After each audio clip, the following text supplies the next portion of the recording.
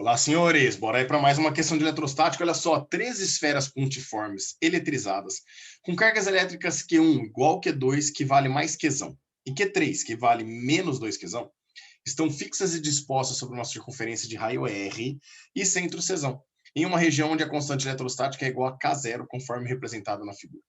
Considere VC, o potencial eletrostático, e EC, o módulo do campo elétrico no ponto C devido às três cargas.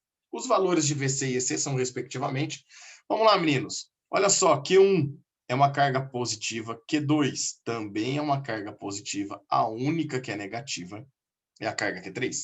Isso significa que a carga Q1 gera um campo elétrico de afastamento saindo dela. Então, ela gera um campo apontando lá para Q2. Assim como a Q2 também é positiva, gera um campo de afastamento, só que nesse caso apontando para a Q1. Obviamente que são cargas idênticas, né? Q1 e Q2 têm o mesmo valor de carga. Elas estão separadas pela mesma distância. Isso significa que o vetor campo elétrico gerado por uma anula o vetor campo elétrico gerado pela outra. E, portanto, só sobra no ponto C o campo elétrico gerado pela carga Q3, que é negativa, e, portanto, gera lá no ponto C um campo de aproximação, ou seja, apontando para ela. Este é o vetor campo elétrico resultante no ponto C. Vamos calcular ele?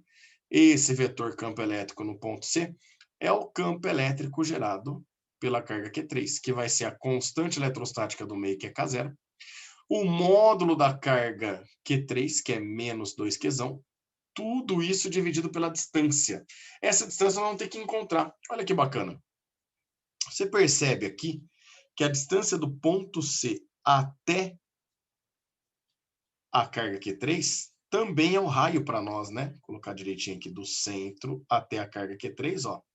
Também é o raio R'. Então, a gente vai poder colocar aqui essa distância entre Q3 e o centro, é o raio R' ao quadrado. Portanto, a gente chega aqui, o campo elétrico resultante lá no ponto C vai ser 2 vezes o K0 vezes o Qzão. Tudo isso dividido pelo R' ao quadrado para nós. Dessa forma, já dá para jogar algumas alternativas fora, né? Ele pede, respectivamente, VC e EC. Nós achamos o EC primeiro, né? Então, eu percebo que 4Q0 sobre Qzão, já dá para jogar fora a alternativa A. K0 Qzão sobre R' apenas, já dá para jogar fora a alternativa B. Que vale 0. A gente sabe que não vale 0. No ponto D, 2K0 vezes Qzão sobre R quadrado pode ser, assim como na alternativa E. Agora a gente precisa calcular o potencial elétrico, né? E olha que interessante. A carga Q1, ela vai gerar no ponto C um potencial elétrico que eu vou chamar de V1. Lembra que potencial é grandeza escalar. A carga Q2 gera no ponto C um potencial elétrico que eu vou chamar de V2. E a carga Q3 gera no ponto C um potencial elétrico que nós vamos chamar de V3. Calcular o potencial elétrico, já que é grandeza escalar, senhores, o potencial elétrico no ponto C vai ser a soma do potencial V1 com o potencial V2 e também o potencial V3, ou seja, é a soma dos potenciais gerados pelas três cargas.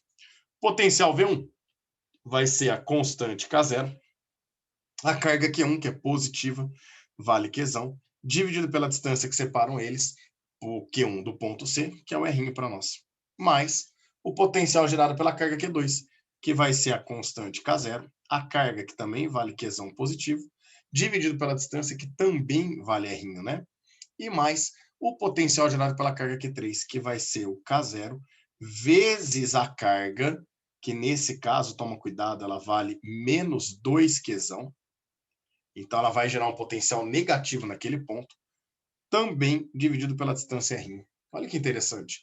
Nós vamos poder falar que o potencial VC vai ficar KQR' mais KQR', dá um total de 2KQ dividido por R'. Menos, porque mais com menos fica menos, 2KQ sobre R'.